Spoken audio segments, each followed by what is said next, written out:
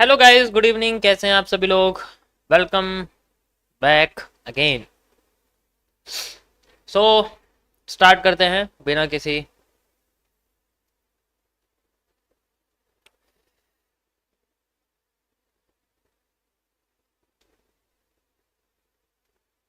Nifty का analysis था आज। एंड यू कैन सी हा हा हा हा। ओके, आपके सामने है। करके चले गए थे हम लोग एंड मार्केट अपना वॉल्यूम नहीं फिल कर पाई एंड देन ये सेम हमें मूव यहाँ देखने मिला। आप लाइक देख सकते हो, ये स्मूथ निकल गया एकदम से। आप देख सकते हो यहाँ पर, जैसा मैंने आपको बताया था कि यहाँ हमें जो एरिया था, जैसे मैं आपको बता रहा था ना, ये कैंडल दिखेंगी तो स्मूथ दिखेंगी, वरना कोई मतलब ही नहीं। लेकिन यहाँ स्मूथ आई नहीं, लेकिन दोबारा घूम के देखो वैसे ही आई। पॉसिबिलिटीज होती हैं आने की, तो आएगी, कैसे नहीं आएगी। And then you can see moving upward. Okay okay, चलो गाइस, इसकी स्ट्रीम मैंने मॉर्निंग में करी थी, तो आप जाके देख सकते हो अगर आपको इसको अच्छे से देखना है। ठीक है, मेरी आवाज सबको साफ आ रही है?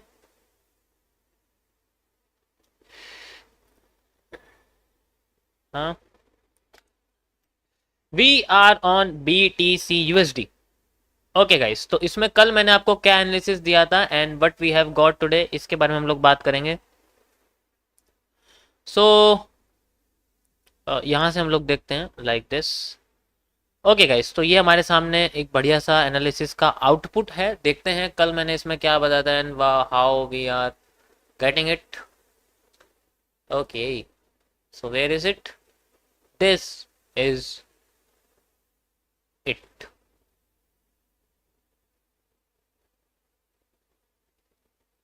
ओके, एग्जैक्ट ऐसा ही है। थोड़ा सा और पावरफुल है, हम तो कमज़ोर सोच रहे थे, लेकिन थोड़ा सा और पावरफुल निकल गया, अच्छी बात है। आपके सामने जो यहाँ पैटर्न मैंने क्रिएट करा था, you can see like the exact same ही बना हुआ है। ठीक है, सो देख सकते हो आप ये रहा। ठीक है, इसका एनालिसिस कंप्लीट हो चुका है, लेकिन अभी मेरा जो इसमें जो इनिशियल वे था वो था 74,500। अभी भी ये ऑन गोइंग है, बट कोई बात नहीं, इसको चलने देते हैं, ऐसी कोई बात नहीं। ठीक है, यहाँ तक ठीक है।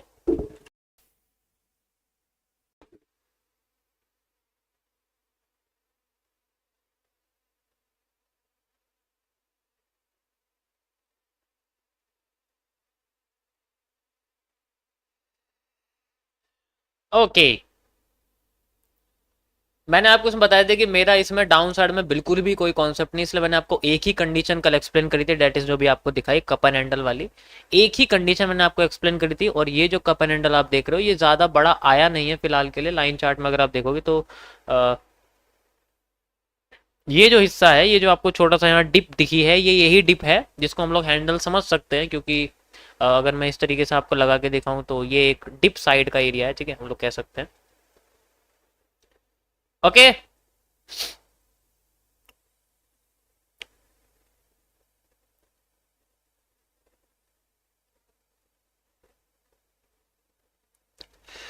हाँ, 70,000 पहुंचते जब मैंने सुबह इसको देखा था, तो ऐसा नहीं था कि मैं शॉक्ड हूँ, क्योंकि ऐसी कोई नई चीज़ नहीं। जब तुम किसी चीज़ को हजारों बार करोगे तो तुम्हारे लिए कोई चीज़ नई नहीं रहेगी, उसे तुम शॉक नहीं हो, अरे 70,000 पहुंच गया, वाह वाह वाह वाह वाह, ऐसे नहीं होने वाला। ठीक है, हो गया, अगला देखते हैं, ऐसे बोलते हैं फिर उसको। ऐसा नहीं होता, लेकिन बस वही है कि हमें कॉन्फिडेंस आना चाहिए। ओवर कॉन्फिडेंस नहीं कि 70 पे तो पहुंच के बाद में फिर 50 पे आ गया, हमारी तो सब खत्म हो गया। ठीक है, ओके गाइस, चलो यहाँ से आगे का एनालिसिस करते हैं। Now we have a pennant area. Pennant बन रहे हैं। मैं यहाँ पर एक सिंपल सा आपको एरिया दिखाता हूँ। Now what we can see after this area, हमारे पास एक पॉली लाइन वाला एरिया है। This is a poly line, आप देख सकते हो। ठीक है, एंड फ्लैग भी आप इसको कह सकते हो।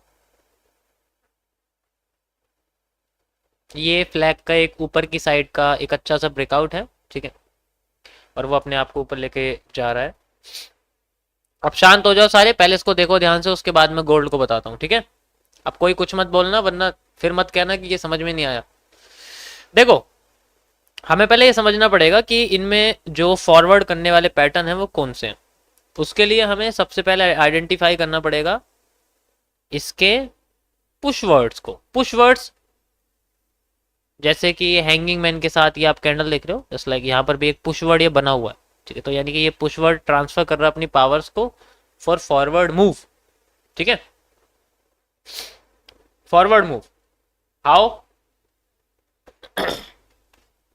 यहाँ पर भी कुछ ऐसा ही था लेकिन ये पीनट बन गया था। यहाँ पर थोड़ा सा भी ऐसे ही था लेकिन पीनट का fake move then reversal, peanut का पहला मूव ऊपर देन इस बार, ठीक है। लेकिन हम ऐसे नहीं कह सकते क्योंकि देखो अब हम लोग रेजिस्टेंस यूज नहीं कर सकते। आज मैं आपको उस एरिया के बारे में बताऊंगा जिनमें हम लोग रेजिस्टेंस, अब भाई ये मॉडरेटर एक्टिव हो जाओ, ये क्या कर रहे हैं।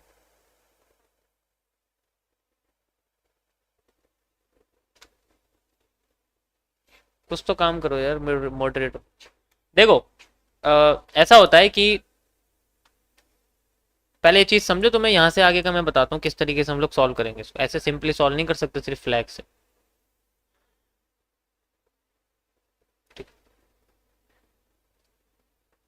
देखो होता क्या है कि जब मार्केट पीक पॉइंट पे होती है, देखो आपको पीक पॉइंट एनालिसिस करके बताता हूँ आपको। देखो ये वो स्ट्रेटेजीज हैं जो बेसिकली मार्केट की उन कंडीशंस में मैंने क्रिएट करी है जब मार्केट अपने आप को ऐसे सुपर या हैवी ओवरबॉट या हैवी ओवरसोल्ड कंडीशन पर लेके जा सकती है। इसके बारे में मैं पहले बता चुका हूँ आपकी what are the heavy overbought और what are the heavy oversold condition of market. Overbought तो आप लोग जानते हो क्या होता है, आरएसआई के कॉन्सेप्ट से, आरएसआई के इंडिकेटर के कॉन्सेप्ट से आपको पता है। लेकिन जो ये पीक पॉइंट एनालिसिस होता है, पीपीए जिसको हम लोग बोलते हैं, ये मैंने आपका जो है एमएमसी के आगे रखा हुआ है, ठीक है। ये आगे का एनालिसिस है, मुझे पक्का नहीं पता ये कौन से फेज में है लेकिन इतना पता है फेज 10 के बाद के किसी उसमें है। तो ये जो पीक पॉइंट एनालिसिस होता है इसके अंदर क्या करते हैं हम लोग, कभी भी जब मार्केट अपना कोई हाई ब्रेक करती है, ठीक है, अपना जब किसी जो इसका हाई होता है उसको जो ब्रेक करती है ना, तो वहां पर कोई मार्केट का पॉसिबल रेजिस्टेंस नहीं होता, no resistance area, no resistance area. देखो ये वो हाई पीक पॉइंट एनालिसिस समझो क्या होता है। जैसे मैं आपसे बात कर रहा हूं, दुनिया की सबसे ऊंची चोटी किसको हम बोलेंगे, हिमालय की, एवरेस्ट की, ऐसा होता है, एवरेस्ट से तो ऊपर है नहीं। इसी तरीके से जब हमारी मार्केट एवरेस्ट पे पहुंच जाए तो वहां पर हम लोग रेजिस्टेंस का यूज नहीं करते हैं, there is no use of resistance. हम यूज करते हैं सिर्फ मार्केट के रिवर्सल का, यानी कि हमें हमेशा मार्केट में ना तो रेजिस्टेंस का यूज करना है और ना ही मार्केट में सपोर्ट का भी कोई यूज नहीं करना है। ये चीज आपको समझनी पड़ेगी, रेजिस्टेंस भी नहीं है सपोर्ट भी नहीं। एक बार को मार्केट अपने आप को यहां से ऐसे लेके जा सकती है, ये हाई है, यहां तक कभी गई नहीं है, हम इसको एज ए सपोर्ट तो यूज कर सकते हैं लेकिन इसको एज ए रेजिस्टेंस यूज नहीं कर सकते। हम सारी चीजें सपोर्ट की तरह यूज कर सकते हैं, ठीक है। जैसे यहां आके बाउंस बैक कर सकती है या यहां आके बाउंस बैक कर सकती है, इस तरीके से हम लोग यूज करते हैं based on the trend angle. अगर ट्रेंड सीधे सीधे आ रहा है तो हम लोग ऐसे यूज कर सकते हैं या फिर ऐसे यूज कर सकते हैं। अगर ट्रेंड ऐसे ऐसे आ रहा है तो अगर हमारा ट्रेंड ऊपर जाता है तो हम लोग ऐसे यूज कर सकते हैं या फिर ऐसे यूज कर सकते हैं बेस्ड ऑन अवर ट्रेंड, ठीक है। हमें ट्रेंड के हिसाब से सोचना पड़ता है। स्ट्रेट है तो स्ट्रेट, और अगर एंगल्ड वाला है तो एंगल्ड होता है। अभी हमारे पास ना एंगल्ड वाला यानी कि ऐसे वाला, तो हमें हमेशा तभी यूज करना है सपोर्ट या रेजिस्टेंस, तो यूज ही नहीं होगा। एक बार को सपोर्ट हो सकता है अगर मार्केट अपना एक बार रिवर्स रिट्रेस करके उसी पॉइंट से फिर अपना ब्रेक ऑफ स्ट्रक्चर कर रही हो, यानी कि अपने स्ट्रक्चर को तोड़ के जा रही हो, तब हम इसको यूज करते हैं। तो ऐसी कंडीशन में रेजिस्टेंस नहीं होता तो हम कैसे सॉल्व करेंगे इसको। The only solution of this is the, ये रहा इसका सॉल्यूशन, क्योंकि इन पीक पॉइंट्स पे आपको इनमें से कुछ ना कुछ देखने को मिलेगा और इनका सॉल्यूशन मिलते ही सबका सॉल्यूशन मिल जाए। अलग से और एनालिसिस करने की जरूरत नहीं पड़ती है, these आर एनफ। और जब भी मार्केट अपने पीक पॉइंट पर होती है तो मैक्सिमम पैटर्न्स या तो पीनट बनता है या फिर फ्लैग्स बनते हैं, और उसके अलावा कुछ नहीं बनता। या तो पीनट बनता है या फ्लैग्स बनते हैं। रेयर केस होते हैं जिनके अंदर आपको हेड एंड शोल्डर देखने को मिल सकते हैं, लेकिन कोई वो इतना बड़ा ठीक है, इतना बड़ा पैटर्न नहीं है कि वो हर बार बन जाएगा, क्योंकि हेड एंड शोल्डर बेसिकली एक फेक मूव के अंदर बनता है, लेकिन पीनेंट कभी फेक मूव के अंदर बनता नहीं है। पीनेंट